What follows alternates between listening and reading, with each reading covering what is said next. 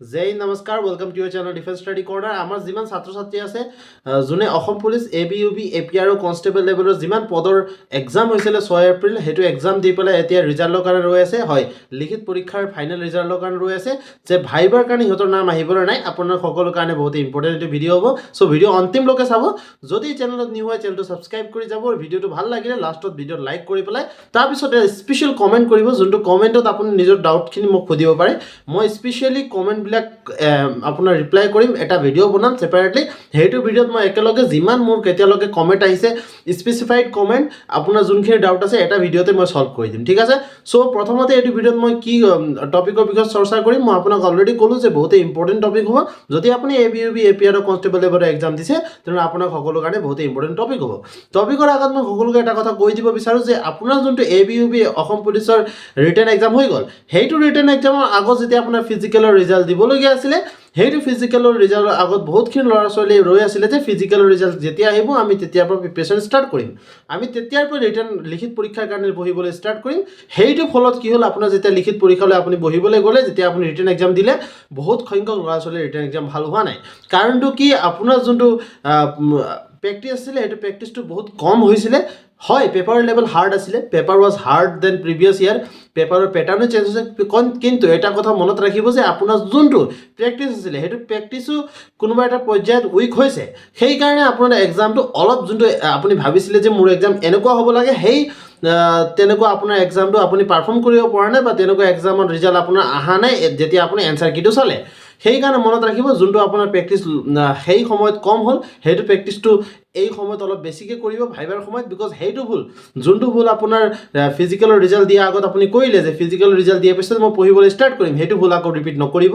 এতিয়া ভাইবাৰ কাৰণে পঢ়িবলৈ ষ্টাৰ্ট কৰক। আপোনাৰ হাতত বহুত ভাল সময় আছে, জুন মাহত ভাইবা হ'ব, মে' মাহত আপুনি ৰিজাল্ট পাব। চ' এতিয়াৰ কাৰণে আপুনি ভাইবাৰ কাৰণে প্ৰেক্টিছ কৰা ষ্টাৰ্ট কৰক, প্ৰিপেৰেশ্যন কৰা ষ্টাৰ্ট কৰক। আপোনাক সকলোৰ কাৰণে আমি ভাইবাৰ কোৰ্চ লৈ আহিছোঁ। ওপৰত দেখা পাই আছে এইখন নম্বৰ 8011453679।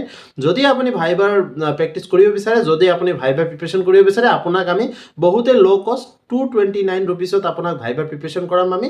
অলপ দিন পিছত এইটো প্ৰাইচ আকৌ বাঢ়ি যাব, যোনটো আমাৰ অৰিজিনেল প্ৰাইচ 299 হৈ যাব। চ' এতিয়া অফাৰ চলি আছে, অফাৰ চলা সময়তে আপুনি ভাইবাৰ কোৰ্চটো লৈ লওক আৰু ভাইবাৰ প্ৰিপেৰেশ্যনটো ভালকৈ কৰক। এইটো ভাইবাৰ কোৰ্চত আপোনাক আমি এভৰিথিং শিকাম।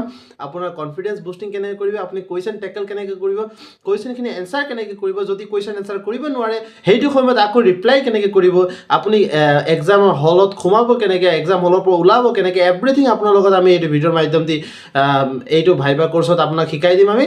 লগতে মনত ৰাখিব যে ভাইবাৰ কোৰ্চ যেতিয়া আপুনি জইন কৰিব, সেইটো জইন কৰাৰ পিছত আপোনাক অলপ দিন যেতিয়া আমাৰ ক্লাছেছ হৈ যাব তাৰপিছত আপোনাক আমি মক ইণ্টাৰভিউ ল'ম। আপোনাৰ মক ইণ্টাৰভিউ অনুষ্ঠিত কৰিম, যোনটো প্ৰথমবাৰৰ বাবে হ'ব যে কোনোবা কনষ্টেবল লেভেলৰ এক্সামৰ কাৰণে কোনোবা এটা ইনষ্টিটিউশ্যনে, কোনোবা এটা অৰ্গেনাইজেশ্যনে আপোনাৰ কাৰণে মক ইণ্টাৰভিউ অনুষ্ঠিত কৰি আছে। আপোনাৰ কাৰণে আমি মক ইণ্টাৰভিউ অনুষ্ঠিত কৰিম, অনলাইন মক হ'ব। আপোনাক অনলাইন মকৰ মাধ্যম দি আপোনাৰ প্ৰিপেৰেশ্যন আমি কৰাম। যদি আপোনাক এইটো কোৰ্চ জইন কৰিব আছে, আকৌ এবাৰ কৈ আছোঁ, ওপৰত যোনটো নম্বৰ আপোনাক পপ আপ হৈ আছে এই নম্বৰত আপুনি গৈ পেলাই কল কৰক, মেছেজ কৰক, হোৱাটছএপ মেছেজ কৰক, এভৰিথিং আপুনি যি কৰিব পাৰে এইটো কৰক। আপোনাক ইনষ্টেণ্টলি আমাৰ টিমে কণ্টেক্ট কৰিব আৰু আপুনি কোৰ্চটো জইন কৰিবলৈ পাৰিব। এতিয়া আমি যোনটো বিষয় টপিকৰ আমি এইটো চৰ্চা কৰিম এইটো ভিডিঅ'ত, সেইটো টপিকটো হ'ল যে আপুনি যদি ABUB APR কনষ্টেবলৰ এক্সামৰ কাৰণে প্ৰিপেৰেশ্যন কৰি আছে তেনেহ'লে আপোনাৰ কাৰণে এইটো ভিডিঅ' বহুতেই ইম্পৰ্টেণ্ট। বিকজ কিয় মই কৈছোঁ ভিডিঅ'টো ইম্পৰ্টেণ্ট, কাৰণ যদি আপুনি প্ৰিপেৰেশ্যন কৰি আছে তেনেহ'লে আপুনি মনত ৰাখিব যে এতিয়া আপুনি কি কৰিব লাগিব, আপুনি যোনটো ভাইবা আছে ভাইবাৰ কাৰণে প্ৰিপেৰেশ্যন কৰিব লাগিব। ভাইবাৰ কাৰণে প্ৰিপেৰেশ্যন কৰাৰ আগত আপুনি এইটো কথা মনত ৰাখিব, যোনখিনি আপুনি টপিকত লেক কৰি আছিল ৰিটেন এক্সামৰ সময়ত, আপুনি কোনখিনি টপিক পঢ়া নাই। ধৰক আপুনি নিজৰ ডিষ্ট্ৰিক্টৰ বিষয়ে একো তেনেকুৱা পঢ়া নাছিলে, সেইটো পঢ়িবলৈ এতিয়া ষ্টাৰ্ট কৰক। ডিষ্ট্ৰিক্টৰ বিষয়ে পঢ়ক, আপোনাৰ ডিষ্ট্ৰিক্টত কি কি ইম্পৰ্টেণ্ট প্লেচেছ আছে, কি কি ইম্পৰ্টেণ্ট অৰ্গেনাইজেশ্যন আছে, কি কি ইম্পৰ্টেণ্ট ইনষ্টিটিউশ্যন আছে, আপোনাৰ ডিষ্ট্ৰিক্টত ইম্পৰ্টেণ্ট ভেনু ক'ত আছে, আপোনাৰ ডিষ্ট্ৰিক্টৰ এষ্টাব্লিছমেণ্ট কেতিয়া হৈছিলে, কেতিয়া ডিষ্ট্ৰিক্ট হিচাপ ঘোষিত হৈছিলে, এভৰিথিং সেইবিলাক আপুনি ৰিচাৰ্চ কৰক, সেইবিলাক পঢ়ক। বিকজ এক্সাম যেতিয়া আপুনি দিবলৈ যাব ভাইবা এক্সাম, এক্সামিনাৰ পেনেলে আপোনাক সেইখিনি প্ৰশ্নই সুধিব আপোনাৰ ডিষ্ট্ৰিক্টৰ বিষয়ে, আপোনাৰ ফেমিলিৰ বিষয়ে, আপোনাৰ বেকগ্ৰাউণ্ডৰ বিষয়ে।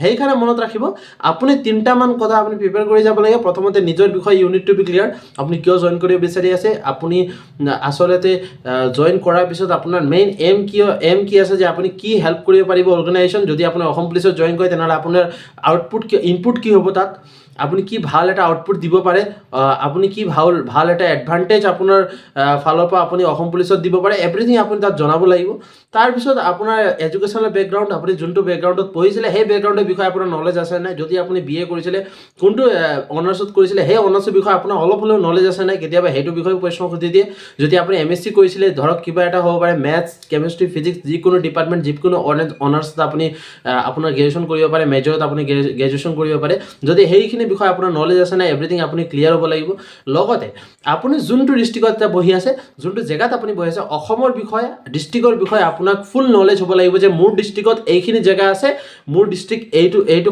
চৰত ডিষ্ট্ৰিক্ট হিচাপত ঘোষিত হৈছিলে এভৰিথিং আপুনি তাৰ বিষয়ে জানিব লাগিব from the MP, MLA, everything about the Assam ঠিক আছে পলিটিক্স আসামৰ পলিটি আসামৰ জিঅ'গ্ৰাফি আসামৰ ইকনমি আসামৰ হিষ্ট্ৰী এভৰিথিং আপুনি জানিব লাগিব সেম গোজ টু ইউৰ ডিষ্ট্ৰিক্টৰ বিষয়ে আপোনাৰ ডিষ্ট্ৰিক্টৰ বিষয়ে আপুনি এভৰিথিং জানিব লাগিব সো এইবিলাক প্ৰিপেৰেশ্যন কৰি থ'ব এতিয়া আপোনাৰ হাতত সময় আছে এমাহ সময় আছে আপোনাৰ হাতত এইটো এমাহত বহুত ভালকৈ প্ৰিপেৰেশ্যন কৰক বিকজ জুন মাহ আহিবলৈ এতিয়াও মাজত মে' মাহ পুৰা আছে চ' মে' মাহত পুৰা প্ৰিপেৰেশ্যন কৰক এতিয়াৰ পৰা প্ৰিপেৰেশ্যন কৰা ষ্টাৰ্ট কৰি দিয়ক যদি আপুনি এইখিনি প্ৰিপেৰেশ্যন কৰি লয় নিজৰ ডিষ্ট্ৰিক্টৰ বিষয়ে ভালকৈ জানি লয় নিজৰ বিষয়ে ভালকৈ জানি লয় যোনটো বেকগ্ৰাউণ্ড এডুকেশ্যন বেকগ্ৰাউণ্ড আছে সেই বিষয়ে আপুনি ভালকৈ ৰিচাৰ্চ কৰি পেলাই যদি আৰু নলেজত বঢ়াই লয় তেনেহ'লে আপোনাৰ ভাইবা নিশ্চয় ভাল হ'ব যোনটো 5 নম্বৰ আছে সেইটো 5 নম্বৰটো আপুনি 5ৰ ভিতৰত 5 আনিব পাৰিব বিকজ ইয়াৰ পিছত একো পৰ্যায় নাই this is the final stage যদি ফাইনেল ষ্টেজটো আপোনাৰ বেটাৰ হৈ যায় আপোনাৰ প্ৰিভিয়াছ যিমান দুটা ষ্টেজ হৈ গ'ল ফিজিকেল আৰু ৰিটেন যদি তাতকৈ ভাল হৈ যায় তেনেহ'লে আপোনাৰ চিলেকশ্যন হোৱাৰ চান্সেছটো বহুত বেছি বাঢ়ি যায় চ' এইবাৰ যোনটো আপুনি ভুল কৰিলে আগত ফিজিকেলৰ সময়ত আকৌ ৰিটেনৰ সময়ত সেই দুটা ভুল আকৌ ৰিপিট নকৰিব পঢ়িবলৈ ষ্টাৰ্ট কৰক ৰৈ নাথাকিব ৰিজাল্ট যেতিয়া দিব তাৰপিছত পঢ়িম বিকজ এতিয়া যদি আপুনি পঢ়ে আপোনাৰ কাৰণে ভাল হ'ব আপুনি বেলেগতকৈ আগতে প্ৰিপেয়াৰ হৈ থাকিব ঠিক আছে চ' আজিৰ ভিডিঅ'ৰ মাধ্যমেদি আপোনাক ইমানে জনাব আছিলে যদি আপুনি ভাইবা কোৰ্চ জইন কৰিব বিচাৰে আকৌ ওপৰত কৈ আছে এইটো নম্বৰত আপুনি কল কৰক আপোনাক 0 to hero everything viva preparation কৰোৱা হ'ব everything mock interview lectures video' lectures recorded lectures PDF doubt session everything আপোনাক দিয়া হ'ব যদি আপুনি এইটো কোৰ্চ ল'ব বিচাৰে আকৌ এবাৰ কৈছোঁ ওপৰত যোনটো নম্বৰ আছে এই নম্বৰত আপুনি কল কৰক মেছেজ কৰক হোৱাটছএপ কৰক যিকোনো আপুনি মাধ্যম দি আপুনি কণ্টেক্ট কৰিব পাৰে আমাৰ টিমে আপোনাক ইনষ্টেণ্টলি ৰেছপন্স কৰিব আজিৰ কাৰণে ইমান আছিলে জয় হিন্দ জয় ভাৰত